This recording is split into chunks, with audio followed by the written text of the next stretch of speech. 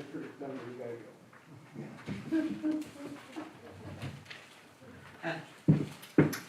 go. Well, I got some good news and I got some bad news.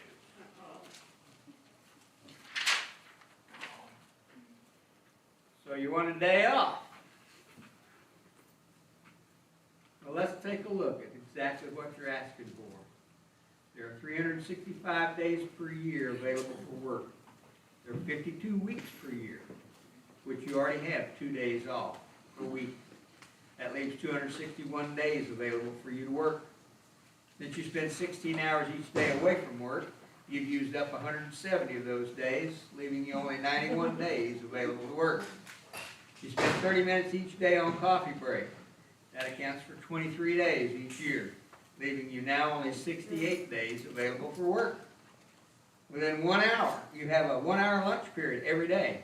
You've used up another 46 days in a year, leaving only 22 days available for work. You normally spend 2 days per year on sick leave. That leaves you only 20 days available for work. Well, we're off for 5 holidays per year, so your available working time is now down to 15 days. And we generously give you 14 days vacation per year, which leaves you only 1 day for work, and I'll be darned if I'm going to let you have it all. So, you might want to think about that when you want a day off. Hear that? I have a day off. All I'm asking for is 1 day off. 1 day. 1 day. Well, you know, we live in a world that everybody wants more time. We don't have enough time to do the things that we want to get done. But one thing is for certain, we've all got 24 hours in every day, just like everybody else. It's how we prioritize those hours. It depends on how we get things done. But we're living in those last days, I'm convinced. I think the world is beginning to realize that. I heard Dr. Jeffers this morning in his daily upbringing, or whatever, his broadcast, that he said more people are beginning to realize that the last days are upon us. And he said, your last days are upon you. It doesn't matter what your age is, your last days are upon you. And you know, stop and think about that for just a minute.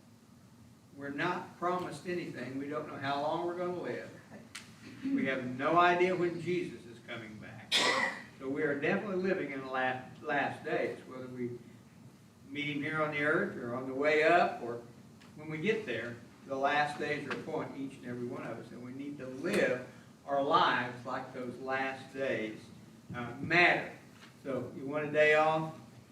Think about it. Think about it. All right, we got to 1 Thessalonians 4, 7, and 8 last time, and we left with this slide that God has not called us for the purpose of impurity. He has given us a sense of satisfaction, and if we belong to him, then the impurity is something that we try to reject out of our lives. Are you the same person you were when you asked Jesus to come into your heart? I hope not. I pray not. All right? So in sharing, we established this, that if we share the good news of Jesus Christ and someone rejects it, we don't take it personally. They're not rejecting us, they're rejecting Jesus Christ and the gift that he had for each and every one of us. All right, so they're not after you. All right, so that's where we ended up last time. We need to be living in these last days as obedient children who need to be changed. Did you ever think of that? We all need to change. Do we change every day? A little bit every day. Ephesians 4:17 through 24. If we could turn over there, someone read those 7 verses for me.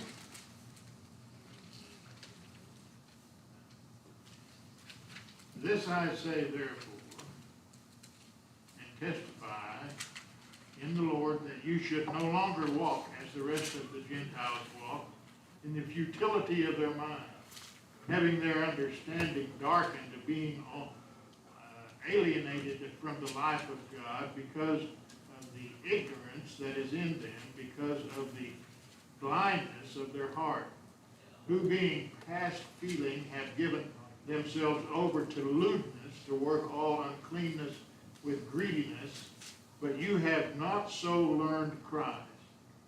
If indeed you have heard him and have been taught by him as the truth is in Jesus, that you put off concerning your former conduct the old man which grows corrupt according to the deceitful lusts, and be renewed in the spirit of your mind, and that you put on the new man, which was created according to God in true righteousness and holiness. All right. That's an awful lot of words. But what Paul's saying is that if we behave like those who don't have Jesus Christ, you don't have him. Because once we have been given that gift, the light has been exposed to us, we can never, ever walk the same again. And if you do, you never got the light. And that is the big, big problem that we have in today's society, is we've got the churches full of people who come for the show. The mega churches. I don't know. I have a problem with mega churches. If I don't know everybody that comes in here and recognize your face, then we're not a family anymore. I've got to feel like people that go to mega churches want to be anonymous when they go. They do. You know, I was asked when I was working out at the college, I said, why don't you start coming over here to First Church in Weatherford? And I said, well, tell me what you have to offer that's not offered where I'm going. He said, you'll love it over here. You can just blend into the woodwork. Nobody will ever know whether you're here or whether you're not. That's sad. I said, that's a drawing card to you, is it? Yeah. No, I think that if you've got the Spirit of the living God, then you want to serve him, and you want to be in a church where you can serve him. It is one of those things that the world has told us that you don't have to do this, you don't have to do that. But the Bible clearly says that there are certain things that we must do. Yes. Is this gonna bother you? It won't bother me. Okay. But don't blow that bandage off, we're all right. Okay, all right. But the Bible says there are certain things that we just should not do.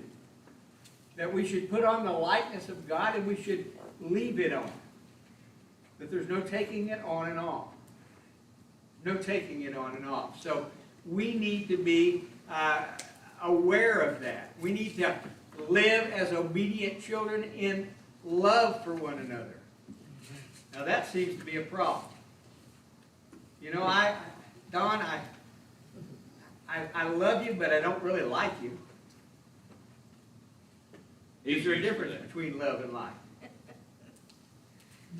Don gets, it used to be Sam, you used to sit right here and you used to pick on him. He's gone, you took his spot. Is there a difference between loving and liking?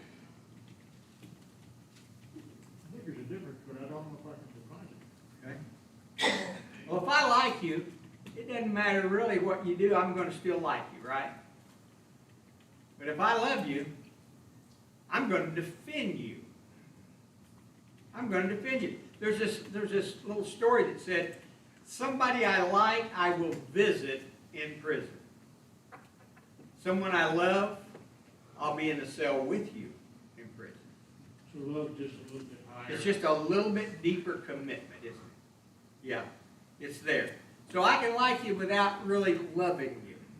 But I don't know that you can love someone without liking them. There you Well, I think you can love someone for their soul's sake, love them and pray for them, but you don't have to like them, you don't like the way they live, you don't like the things I they don't do. like your way. That's right, Yeah, you don't like their ways. don't like your ways. Let's read 1 Peter 1:22.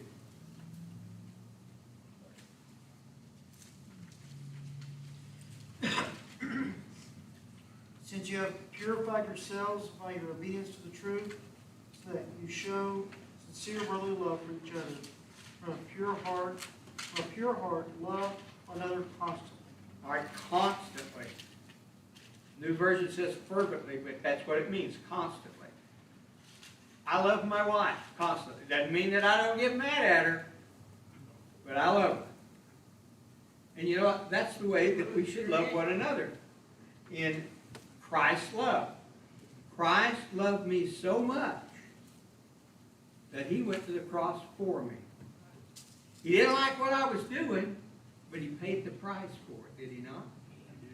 He did indeed. So we need to be obedient. We need to love one another. Again, in John 13, 34 and 35. What does John have to say? You guys know this one.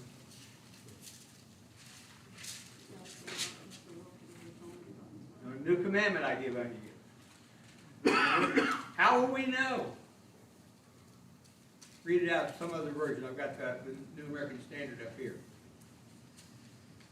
How do we know that you are a disciple of Christ? A new commandment I give to you, that you love one another, as I have loved you, that you also love one another. By this will all men know that you are my disciples, if you have loved one for another. All right, if we love one another, if we help one another, if we cling to one another, if we lean on one another, then we're exhibiting the love that Jesus ordered his disciples. He says, love one another the way I loved you. Now, most of us we've got love for one another, but it's conditional love. It's conditional love. You can love them, but sometimes you want them off outside. Well, thank you for breaking the spirit out. But is it unconditional love that we have? Can't you get mad enough at someone you love that you want? Absolutely, but you don't quit loving them. No. You get angry, Yeah. but we don't quit loving. And that's what Jesus is talking about. You may have a difference of opinion. You may end up saying hurtful things.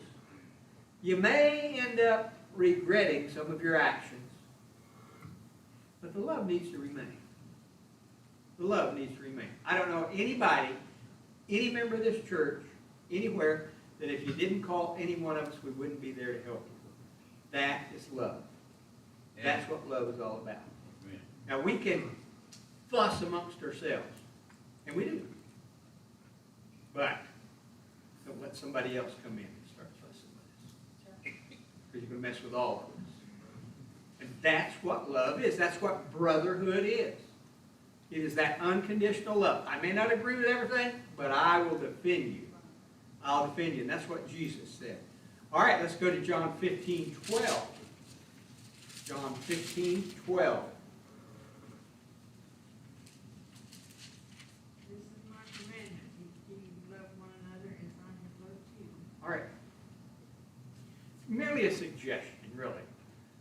More than a commandment, right? It's a commandment. I think when Jesus says this is a commandment, that's what he means, right? You know, I tell my kids, now this is etched in stone. This is what you're going to do. And they do what they want to do anyway. Does that mean I don't love them? I can be disappointed, but I still love them. And that's what Jesus says, I command you to do this. If you are my child, if you're my slave, and that's what we are, when we give our lives to Jesus, we become what's the word, indentured slaves to him. We voluntarily give our lives to his service. So we're indentured servants or slaves, so he has the right to now command us. Not a suggestion, not if you get around to it, but to command us. And this is what he's saying. He said, here's the commandment that I'm giving you. He is our creator. He is the creator. He is indeed. All right, Romans 13:8. 13:8. The Bible talks an awful lot about love. You hadn't noticed that.